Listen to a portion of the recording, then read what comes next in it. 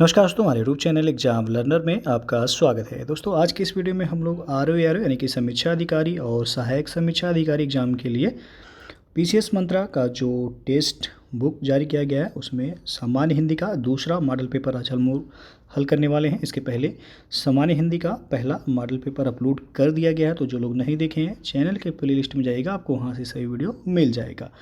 तो वीडियो को आप लोग लाइक शेयर भी कर दीजिएगा। चैनल पे पहली बार आए हैं तो सब्सक्राइब कर लीजिएगा, बेल आइकन को प्रेस कर लीजिएगा, जिससे आने वाले अगले वीडियो का नोटिफिकेशन आपको पहले मिलता रहे। तो आइए देखते हैं आर के लिए सामान्य हिंदी का दूसरा मॉडल पेपर। पहला जो क्वेश्चन है यहाँ पे आप देख सकते हैं कि निम्नलिखित में से कौन सा ईर्ष्या का पर्यायवाची शब्द नहीं है। 4 विकल्प दिया गया है, कुढ़न, द्वेष, डाह या फिर उत्कंठा। तो उत्कंठा यहाँ पे ये ईर्ष्या का पर्यायवाची शब्द नहीं है, डी ऑप्शन सही हो जाएगा। ये इच्छा का पर्यायवाची है। उत्कंठा किसका पर्यायवाची है? तो इच्छा का पर्यायवाची है। बाकी कुढ़न हो गया, द्वेष और डाह ये ईर्ष्या शब्द का पर्यायवाची शब्द है। तो पहले का डी ऑप्शन सही होगा। दूसरा क्वेश्चन है, निम्नलिखित में से कौन सा वस्त्र का पर्यायवाची शब्द नहीं है? वस्त्र का पर्यायवाची शब्द नहीं है पूछा गया है। तो पट जो है ये वस्त्र का पर्यायवाची होता है, चीर भी होता है, वसन भी होता है, लेकिन मयूख जो दिया गया है बी ऑप्शन, यहाँ पे ये मयूख का अर्थ जो होता है वो किरण होता है और ये वस्त्र का पर्यायवाची नहीं है। तो आपसे पूछा गया वस्त्र का पर्यायवाची नहीं है कौन सा, तो मयूख नहीं है, बी ऑप्शन सही होगा। बाकी पट, चीर, वसन ये वस्त्र के पर्यायवाची हैं। तीसरा क्वेश्चन है, निम्नलिखित में से कौन सा किरण का पर्यायवाची शब्द नहीं है? तीसरा क्वेश्चन यहाँ पे तो आप देख सकते हैं तुषार जो है ये किरण का पर्यायवाची नहीं होगा, ये ऑप्शन यहाँ पे सही हो जाएगा। तुषार शब्द जो है ये ओस का पर्यायवाची होता है। तुषार किसका पर्यायवाची है? तो ओस का। बाकी अंशु हो गया, मरीचि हो गया और रश्मि ये किरण के पर्यायवाची शब्द हैं। चौथा प्रश्न है, निम्न में से कौन सा कामदेव का पर्यायवाची शब्द है?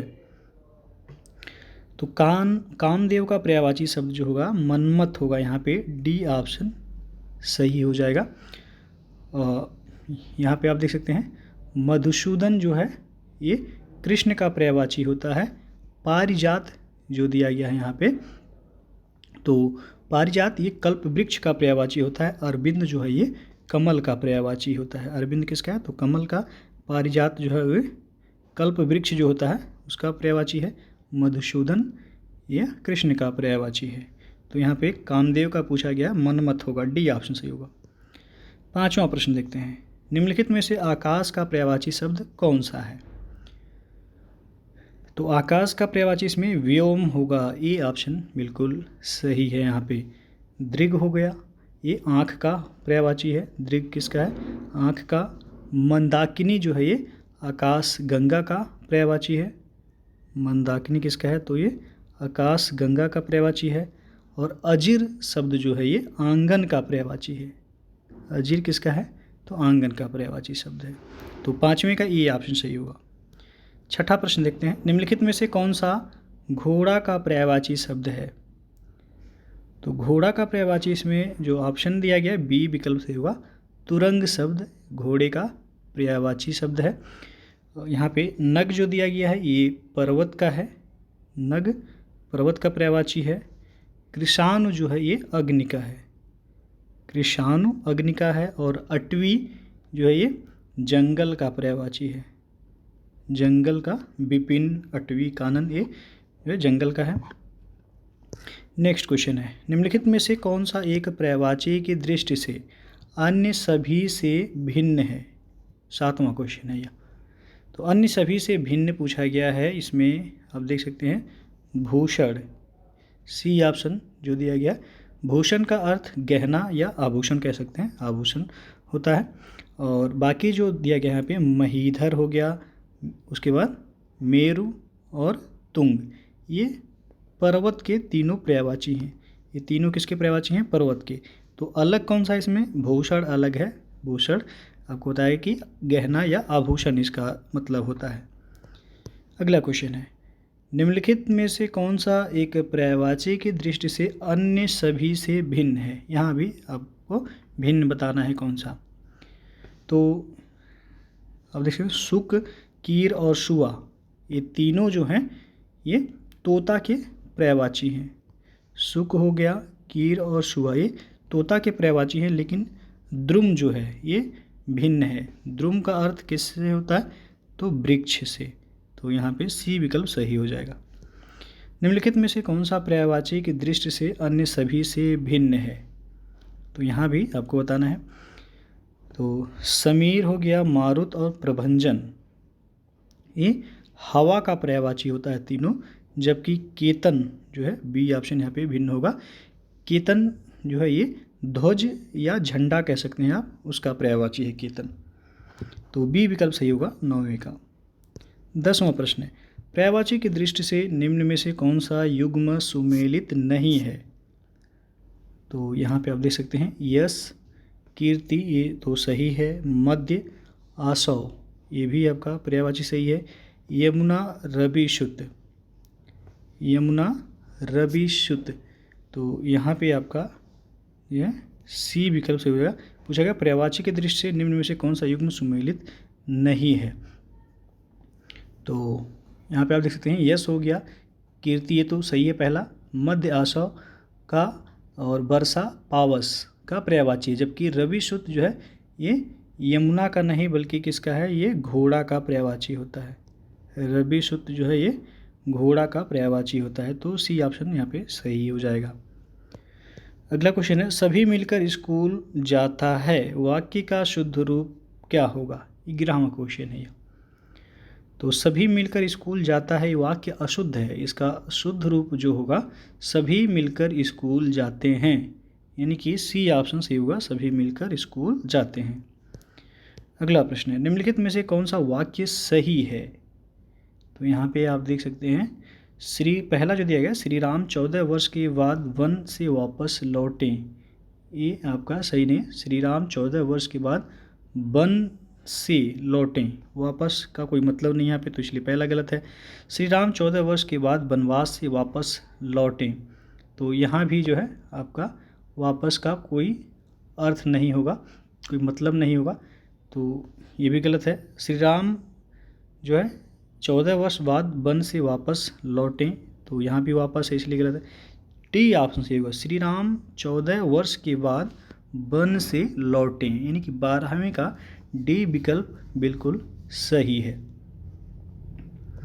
अगला क्वेश्चन है, जीवन और साहित्य का घोर संबंध है, वाक्य का शुद्ध रूप कौन सा होगा?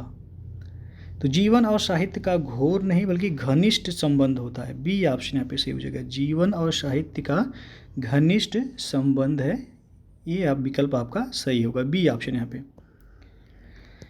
अगला क्वेश्चन है, निम्नलिखित में से कौन सा वाक्य शुद्ध है? 14वां प्रश्न है, यह शुद्ध वाक्य पूछा गया है, इसमें कौन सा सही है? तो यहाँ पे डी विकल्प जो है कि उसने अपनी कमाई का अधिकांश गंवा दिया, ये वाक्य सही है। तो वाक्य में जो है यहाँ पे आप देख सकते हैं कि अधिक अंश शब्द जुड़ा हुआ है, जिसका अर्थ होता है भाग, तो अधिकांश के बाद भाग शब्द लगाना जो है यहाँ पे गलत है, अधिकांश भाग नहीं होगा, यहाँ पे जहाँ भी भाग लगा है अधिकांश के बाद वो गलत है, इसलिए तीनों विकल्प, तो यहाँ पे डी ऑप्शन सही हो जाएगा, उसने अपनी कमाई का अधिकांश गंवा दिया। अगला प्रश्न है, निम्नलिखित में कौन सा वाक्य शुद्ध है? 15वां प्रश्न है यह। तो शुद्ध वाक्य जो इसमें है, यह आपकी अनधिकार चेष्टा है, यहाँ पे बी ऑप्शन बिल्कुल सही हो जाएगी, यह आपकी अनधिकार चेष्टा है। यहाँ पर वर्तनीगत जो है दोष है, अनाधिकार लिखा हुआ है, तो ये आपका देखिएगा यहाँ पे गलत है, यह आपकी अनधिकार जो कि सही होता है, इसलिए आपका बी ऑप्शन सही हो जाएगा। सभी में अनाधिकार यहाँ पे लिखा हुआ है, इसलिए यहाँ पे तीनों विकल्प गलत हैं, बी ऑप्शन सही है। अगला क्वेश्चन है, वर्तनी की दृष्टि से कौन सा शब्द शुद्ध है? तो यहाँ पे विवर्त जो लिखा हुआ है ये शुद्ध है, ये ऑप्शन बिल्कुल सही हो जाएगा यहाँ पे। और ज्योत्सना आप देख सकते हैं ये गलत लिखा हुआ है, इसमें आधा स होता है, त तो आधा रहेगा ही लेकिन आधा स होता है इसमें, तो इसलिए आपका ये गलत है। बिरहड़ी, ये भी गलत है। बिरहड़ी नहीं बल्कि हा पे छोटी की मात्रा होता है इसमें, बिरहिड़ी। और डी ऑप्शन है उत्कर्षता, उत्कर्ष होता है ना कि उत्कर्षता, तो ये भी गलत है। ये ऑप्शन सही है इसमें। अगला क्वेश्चन है अशुद्ध वर्तनी वाले शब्द का चयन करें। तो यहाँ पे पौराणिक जो है ये गलत लिखा हुआ, आप देख सकते हैं इसमें ड़ पे छोटी ई की मात्रा होगी तब आपका पौराणिक सही होगा, इसलिए आपका अशुद्ध पूछा गया है। सी ऑप्शन अशुद्ध। बाकी निरपेक्ष सही है, अनधिकार सही है, देदीप्यमान सही है। अगला क्वेश्चन है निम्नलिखित में से अशुद्ध वर्तनी का चयन करें। तो 18वें प्रश्न में आपको अशुद्ध वर्तनी का चयन करना है। झज्जर यहाँ पे गलत लिखा हुआ है, तो जो है इसका जो शुद्ध वर्तनी होगा वो झज्झर होगा, मतलब ज की जगह यहाँ पे झा होगा, झज्झर। यहाँ पे 2 बार ज नहीं होगा, इसलिए आपका गलत है। बाकी स्वास्थ्य सही है, बुधवार सही है, उपलक्ष्य सही है, तीनों सही है, बी ऑप्शन सही नहीं है। अगला क्वेश्चन है निम्नलिखित वाक्यों में से शुद्ध वाक्य का चयन करें। 19वां प्रश्न है, इसमें आपको शुद्ध वाक्य का चयन करना है। तो बी विकल्प यहाँ पे बिल्कुल सही है कि उनका प्रयत्न निष्फल गया, एक शुद्ध वाक्य है। बाकी आप देख सकते हैं आप सचमुच भाग्यमान हैं, ये गलत है। आप सचमुच भाग्यवान, भाग्यवान होता है ना कि भाग्यमान, इसलिए गलत है यहाँ पे। गर्मी से पहले बसंत ऋतु होती है, गर्मी से पहले बसंत ऋतु होती है, यहाँ पे गर्मी से पहले वसंत, यहाँ पे बसंत लिखा हुआ है, तो इसलिए आपका गलत है। हिंदी राजभाषा है, तो राजभाषा आप देख सकते हैं गलत लिखा हुआ, भाषा में आपका स जो है ये गलत है। अगला क्वेश्चन है निम्नलिखित में से अशुद्ध वर्तनी का चयन करें। 20वां प्रश्न है ये। तो इसमें अशुद्ध वर्तनी जो होगा यहाँ देख सकते हैं सी ऑप्शन से होगा गंवार। गंवार में ग पे जो है वो चंद्र बिंदु होता है, ग पे क्या होगा चंद्र बिंदु होगा, इसलिए ये आपका अशुद्ध वर्तनी है। बाकी चावल सही है, धुरंधर जंजीर सही है, सी ऑप्शन सही नहीं है। गंवार होता है, चंद्र बिंदी होता है गाँव पे। अगला क्वेश्चन है घरेलू गाय में बहुत ज़्यादा दूध होता है, वो उक्त वाक्य में है। तो वाक्य में आपको विशेषण और विशेष्य बताना है। तो इसमें आप देख सकते हैं 2 विशेषण हैं और 2 विशेष्य हैं। घरेलू और बहुत ज़्यादा, ये दोनों क्या हैं, घरेलू और बहुत ज़्यादा, ये विशेषण है। तो 2 विशेषण हो गया, और 2 विशेष्य कौन कौन से हैं, तो गाय इसमें एक विशेष्य है और दूध जो है ये विशेष्य है। तो 2 विशेषण और 2 विशेष्य हो गए, यानी कि बी विकल्प सही होगा यहाँ पे। अगला प्रश्न है 40 सेर घी में विशेषण कौन सा है। तो इसमें निश्चित परिमाण बोधक विशेषण है। आपको जो विशेषण में बताया गया है विशेषण के प्रकार में, तो उसमें एक निश्चित परिमाण बोधक है, जिसमें आप देख सकते हैं निश्चित, ये यहाँ पे हो रहा है कि 40 सेर घी कितनी क्वांटिटी है, तो 40 सेर है, तो निश्चित परिमाण बोधक में आ जाएगा, ये ऑप्शन सही होगा यहाँ पे। अगला क्वेश्चन है निम्न में कौन विशेषण शब्द है। 23वां प्रश्न है। तो इसमें विशेषण शब्द पूछा गया है, तो यहाँ पे डी ऑप्शन सही होगा मानव। मानव जो है ये मनु शब्द का विशेषण है मानव। बाकी जो है सिद्धि, ये विशेष है, इसका विशेषण सिद्ध होता है। सिद्धि का विशेषण क्या होता है, सिद्ध होता है। अध्ययन का विशेषण जो है अधीत होता है, अध्ययन का विशेषण क्या होगा, अधीत होगा। और आकर्षण का विशेषण जो है आकृष्ट होगा, आकर्षण का विशेषण क्या होगा, आकृष्ट होगा। अगला प्रश्न है मिश्रा जी मेला से 70 किलो दाल, 20 किलो आलू और 10 किलो प्याज लेकर आइए, उक्त वाक्य में कुल कितने विशेषण हैं। तो यहाँ पे आप देख सकते हैं विशेषण पूछा गया है, तो एक तो आपका 70 किलो यहाँ पे ये विशेषण दिख रहा है, दाल जो यहाँ पे विशेष है 70 किलो, उसके विशेषण हो जाएगा। तो एक हो गया 70 किलो, एक हो गया यहाँ पे 20 किलो, यहाँ पे भी आप देख सकते हैं आलू 20 किलो, तो 20 किलो विशेषण है। प्याज 10 किलो, तो यहाँ पे 10 किलो भी क्या है, विशेषण है। तो 3 यहाँ पे तो विशेषण दिख रहे हैं, यानी कि बी ऑप्शन बिल्कुल सही हो जाएगा यहाँ पे। अगला क्वेश्चन है, सुमेलित नहीं है कौन सा, यहाँ पे विशेष्य और विशेषण दिया गया है, कौन सा सुमेलित नहीं है। तो पंजाबी और पंजाब, ये आपका गलत है। यहाँ पे आप देख सकते हैं पहला ही ऑप्शन। पंजाबी एक गुणवाचक विशेषण है, ना कि विशेष्य है। तो विशेष में पंजाबी दिया है, विशेषण में पंजाब दिया गया है, तो गलत है। पंजाबी ये गुणवाचक विशेषण है, जो कि ये स्थान विशेष की विशेषता बता रहा है पंजाबी। तो पहला ही ऑप्शन क्या है, यहाँ पे सही हो जाएगा। बाकी सभी सही सुमेलित हैं। अगला क्वेश्चन है, निम्न में कौन सा शब्द विशेषण है। 26वां प्रश्न है ये। तो इसमें आप देख सकते हैं प्रेमी, जो बी ऑप्शन है, प्रेमी ये प्रेम शब्द का विशेषण रूप है। प्रेमी किसका है, तो प्रेम शब्द का ये विशेषण रूप है। अगला क्वेश्चन है, निम्न में कौन सा शब्द विशेषण नहीं है। तो यहाँ पे आप देख सकते हैं लोभी विशेषण है, सैंधव भी है, नागरिक भी है। तो सिद्धांत जो है ये विशेषण नहीं है, विशेष है। सिद्धांत का विशेषण जो होता है वो सैद्धांतिक होता है। सिद्धांत का क्या होगा, सैद्धांतिक होगा इसका विशेषण।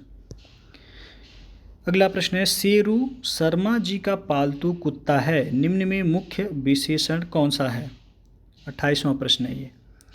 तो इसमें आपका मुख्य विशेषण जो होगा वो पालतू होगा, यानी कि डी ऑप्शन। ये गुणवाचक विशेषण है पालतू, तो डी विकल्प सही होगा। यहाँ पे मुख्य विशेषण पूछा गया है। 21वां में कौन सा विशेषण है, 21वां में कौन सा विशेषण है, 29वां प्रश्न ये। तो इसमें आपका क्रमवाचक है, क्रम का बोध हो रहा है, जैसे चौथा, 11वां, ये क्रम का बोध कराता है। 5वां, उसी तरह 21वां है, तो ये आपका क्रमवाचक में आएगा, बी ऑप्शन सही होगा यहाँ। अच्छे लोग सुबह उठते हैं, उक्त वाक्य में विशेषण कौन सा है। तो इसमें विशेषण जो है अच्छे, यहाँ पे बी ऑप्शन सही हो जाएगा। अच्छे विशेषण है जो कि लोग की विशेषता ये बता रहा है, यानी कि लोगों की विशेषता बता रहा है अच्छे, तो ये विशेषण हो गया, बी ऑप्शन सही होगा यहाँ पे। अगला प्रश्न है, निम्नलिखित में से कौन सा विलोम युग्म सुमेलित नहीं है। 31वां क्वेश्चन है ये। तो यहाँ पे सुदिन का कुदिन दिया हुआ है विलोम, गलत है। सुदिन का विलोम होता है दामिनी। सुदिन का विलोम क्या होगा, तो दामिनी होगा, इसलिए गलत है। अशन का अनशन होगा, वरिष्ठ का कनिष्ठ सही है, अथ का इति सही है। अगला प्रश्न है, निम्नलिखित में से कौन सा विलोम युग्म सुमेलित नहीं है। तो यहाँ भी सुमेलित नहीं है, बताना है कौन सा। तो साहचर्य का अलगाव बिल्कुल सही है, ग्रस्त का मुक्त ये भी सही है, सगुण का दुर्गुण ये गलत है, सगुण का क्या होगा, विलोम निर्गुण, सगुण का क्या होगा, निर्गुण होगा, अमर का मृत्यु ये भी सही है। तो बी विकल्प, सॉरी बी नहीं, सी विकल्प यहाँ पे आपसे पूछा कौन सा सुमेलित नहीं है, सी सुमेलित नहीं है। अगला प्रश्न है, निम्नलिखित में से कौन सा विलोम युग्म सुमेलित नहीं है। 33वां प्रश्न है ये। तो यहाँ पे आप देख सकते हैं आदृत का तिरस्कृत सही है, उद्दत का विनित सही है, उपमेय का अनुपादेय ये गलत हो जाएगा, तो सी ऑप्शन यहाँ पे सही हो जाएगा। उपमेय का विलोम होता है उपमान, उपमेय का विलोम क्या होगा, उपमान होगा। रिद्धि का हो जाएगा विपन्न सही है। निम्नलिखित में से कौन सा विलोम युग्म सुमेलित नहीं है। 34वां प्रश्न है यह। तो यहाँ पे उर्वर का ऊषर सही है, ईशान का नैऋत्य ये भी सही है, उन्मूलन का रोपड़। उन्मूलन और उन्मीलन अलग अलग है दोनों, ये ध्यान दीजिएगा, कई बार ये पूछा गया। उन्मीलन का विलोम यदि पूछा जाए तो निमीलन होता है, उन्मीलन का विलोम क्या होगा, निमीलन, और उन्मूलन का रोपड़ होता है, ये ध्यान रखिएगा। यथार्थ का आर्जव यहाँ पे दिया गया है, तो ये आपका यहाँ पे गलत है। यथार्थ का विलोम होता है कल्पित, यथार्थ का विलोम क्या होगा, कल्पित होता है, या आदर्श भी ऑप्शन में रहे तो भी आपका सही होगा, दोनों में से कोई एक रहे सही, आर्जव नहीं होगा, तो डी ऑप्शन यहाँ पे सही हो जाएगा, सुमेलित नहीं है। निम्नलिखित में से कौन सा विलोम युग्म सुमेलित नहीं है। 35वां प्रश्न है ये। तो कृपण, उदार, गृहस्थ, ब्रह्मचर्य सही है, गुणाढ़, गुणहीन ये भी सही है, उद्भव, अनुदात ये गलत है। यहाँ पे उद्भव का क्या होगा विलोम, अवसान, उद्भव का अवसान विलोम सही होगा, डी ऑप्शन यहाँ पे सही है। निम्नलिखित में से कौन सा विलोम युग्म सुमेलित नहीं है? 36वां प्रश्न है ये। तो घातक का रक्षक सही है, झंकृत का यहाँ पे दृढ़ दिया गया, ये गलत है। झंकृत का होगा निस्तब्ध, झंकृत का क्या होगा यहाँ पे निस्तब्ध होगा। और तुष्ट का रुष्ट सही है, दाखिल का खारिज ये भी सही है। तो बी ऑप्शन यहाँ पे सही हो जाएगा। निम्नलिखित में से असीम का विलोम शब्द क्या होगा? तो असीम का होता है ससीम, यहाँ पे सी ऑप्शन सही हो जाएगा। शब्द और उनके विलोम के संदर्भ में कौन सही सुमेलित नहीं है? 38वां प्रश्न ये। तो आकीर्ण का यहाँ पे साकीर्ण दिया गया, ये गलत है। बाकी गृहीत का व्यक्त सही होता है, गुरुत्व का लघुत्व विलोम होता है, क्रोध का क्षमा ये सही है। लेकिन आकीर्ण शब्द का विलोम जो होता है वो साकीर्ण नहीं होता है, विकीर्ण होता है। आकीर्ण का विलोम क्या होगा? तो विकीर्ण होगा। तो सी ऑप्शन सही हो जाएगा यहाँ पे। शब्द और उनके विलोम शब्द के संदर्भ में निम्नलिखित में से कौन सही सुमेलित नहीं है? 39वां प्रश्न यह। तो यहाँ पे अर्जित आप देख सकते हैं उपलब्ध, ये गलत हो जाएगा यहाँ पे। अर्जित शब्द का विलोम अनर्जित होता है, ना कि उपलब्ध। अर्जित का विलोम क्या होगा? अनर्जित होगा, ना कि उपलब्ध। आदोष का सदोष सही है, अवेक्षा का अनुवेक्षा, आलोक का तिमिर, बाकी सभी सही हैं। उन्मूलन का विलोम, यहाँ पे उन्मूलन का पूछा गया है, तो कौन सा ऑप्शन सही होगा? 40वें का डी ऑप्शन आरोपण। उन्मीलन का विलोम जो है रोपण या आरोपण होता है, दोनों। रोपण रहे तो भी सही होगा, या आरोपण है तो वो भी आपका सही है। तो डी ऑप्शन यहाँ पे सही हो जाएगा। और उन्मीलन आपको बताया गया, उन्मीलन जहाँ पे रहे तो निमीलन वहाँ पे हो जाएगा उसका विलोम। खाने से बचा हुआ जूठा भोजन के लिए एक शब्द क्या होगा? तो वह कहलाता है उच्छिष्ट, बी ऑप्शन यहाँ पे सही हो जाएगा। बुभुक्षा जो है खाने की इच्छा रखने वाले को कहा जाता है। और निःसंग यानी कि किसी के साथ संबंध ना रखने वाले को निःसंग कहते हैं। पिष्ट पेषण, कही हुई बात को बार बार कहना क्या कहलाता है? पिष्ट पेषण कहलाता है। जो स्त्री के वशीभूत या उसके स्वभाव जैसा है उसके लिए एक शब्द क्या होगा? तो वह स्त्रैण होता है, ये ऑप्शन सही होगा। स्त्रैण यानी कि जो स्त्री के वशीभूत या उसके स्वभाव जैसा हो वह स्त्रैण कहलाता है। असूर्यपस्या ये भी पूछा गया है, तो जो स्त्री सूर्य भी ना देख सके उसके लिए एक शब्द क्या होगा? असूर्यपस्या होगा। प्रियदर्शी, प्रियदर्शी जो देखने में प्रिय लगे उसे प्रियदर्शी कहा जाता है। समदर्शी, समदर्शी यानी कि जो सबको समान भाव से देखे वह समदर्शी होता है। तो यहाँ पे ये विकल्प जो है ध्यान रखिएगा, जो स्त्री के वशीभूत या उसके स्वभाव जैसा हो वह स्त्रैण कहलाता है। अगला क्वेश्चन देखते हैं कि 15 दिन में एक बार होने वाले के लिए एक शब्द क्या सही होगा? तो 15 दिन में एक बार होने वाले के लिए एक शब्द होगा पाक्षिक, ये विकल्प यहाँ पे सही हो जाएगा। त्रैमासिक जो है यह 3 महीने में एक बार होने वाला त्रैमासिक कहलाता है। मासिक जो है माह में एक बार होने वाला मासिक कहलाता है। तो ये विकल्प सही हो जाएगा। अगला प्रश्न, दो लोगों के बीच परस्पर होने वाली बातचीत के लिए एक शब्द क्या है? तो वह आपका कथोपकथन कहलाता है। बी ऑप्शन यहाँ पे सही हो जाएगा। दो लोगों के बीच परस्पर होने वाली बातचीत जो है कथोपकथन कहलाता है। और कानीन जो है यहाँ पे दिया गया, जिसका जन्म अविवाहित कन्या के गर्भ से हुआ हो वह कानीन कहलाता है। किंवदंती, तो जो बात पूर्व काल से लोगों से सुनकर प्रचलित हुई हो वह किंवदंती कहलाता है। कथित जो है वह जो कहा गया हो उसके लिए एक शब्द क्या होगा? कथित होगा। तो यहाँ पे बी विकल्प ध्यान रखिएगा सही है। जिस स्त्री के एक ही संतान होकर फिर कोई संतान ना हुई हो उसके लिए एक शब्द क्या होगा? तो वह होगा काकबंध्या। यहाँ पे सी विकल्प बिल्कुल सही हो जाएगा। काकबंध्या यानी कि जिस स्त्री के एक ही संतान होकर फिर कोई संतान ना हुई हो। और कुक्षिभर, तो केवल पेट भरने वाला के लिए एक शब्द क्या होगा? कुक्षिभर होगा। और क्रीत जो दिया गया है यहाँ पे, जिसे खरीद लिया गया हो उसके लिए एक शब्द क्रीत होगा। अगला प्रश्न देखते हैं, जिसके सर पर बाल ना उगे उसके लिए एक शब्द क्या होगा? तो यहाँ पे खलवाट, सी विकल्प सही हो जाएगा। जिसके सिर पर बाल ना उगे उसके लिए एक शब्द खलवाट सही है। खेचर जो होता है, ये ऑप्शन में जो दिया गया, जो नभ में चलता है, नभ में चलने वाले को खेचर कहा जाता है। उसके बाद यहाँ पे गुरुघ्न दिया गया, गुरु की हत्या करने वाला मनुष्य जो है वह गुरुघ्न कहलाता है। चंपू जो गद्य पद्य मिश्रित काव्य होता है, जो गद्य और पद्य में मिश्रित काव्य होता है वह चंपू कहलाता है। डी ये ऑप्शन। तो यहाँ पे आपसे पूछा गया जिसके सर पर बाल ना उगे उसके लिए एक शब्द खलवाट होगा। अनुश्रुति शब्द के लिए एक वाक्य क्या सही है यहाँ पे?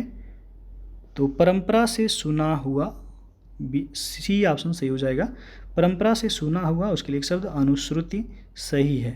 बाकी जो सुनने योग्य हो वह श्रव्य, सुनने योग्य है वह श्रव्य कहलाता है। जो कानों को सुनने में कटु लगे वह कर्णपटु कहलाता है, कर्णपटु कहलाता है। सुनकर भी न सुनने का नाटक करना, तो यह अनसुना कहलाता है, अनसुना कहलाता है यह। अगला प्रश्न है, नित्य दीन दुखियों को भोजन देने की व्यवस्था के लिए एक शब्द क्या होगा? तो यहाँ पे जो सही हो जाएगा सदावर्त, बी ऑप्शन सही हो जाएगा। नित्य दीन दुखियों को भोजन देने की व्यवस्था सदावर्त कहलाता है। स्वेदज जो है पसीने से उत्पन्न होने वाले को स्वेदज कहा जाता है। त्रियामा यानी कि रात्रि का तीसरा पहर जो होता है वह त्रियामा कहलाता है। और समष्टि मूलक जो है संपूर्ण समाज से संबंधित है यह। वह काव्य जिसका अभिनय किया जाए उसके लिए एक शब्द क्या सही होगा?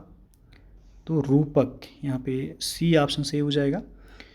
वर्धमान जो दिया गया है यहाँ पे ऑप्शन में, जो बढ़ रहा हो उसके लिए एक शब्द वर्धमान होगा। मध्यप जो शराब का आदि हो उसके लिए मध्यप एक शब्द सही है। यथाशक्ति यानी कि अपनी शक्ति के अनुसार या अपनी शक्ति भर जो है वह यथाशक्ति कहलाता है।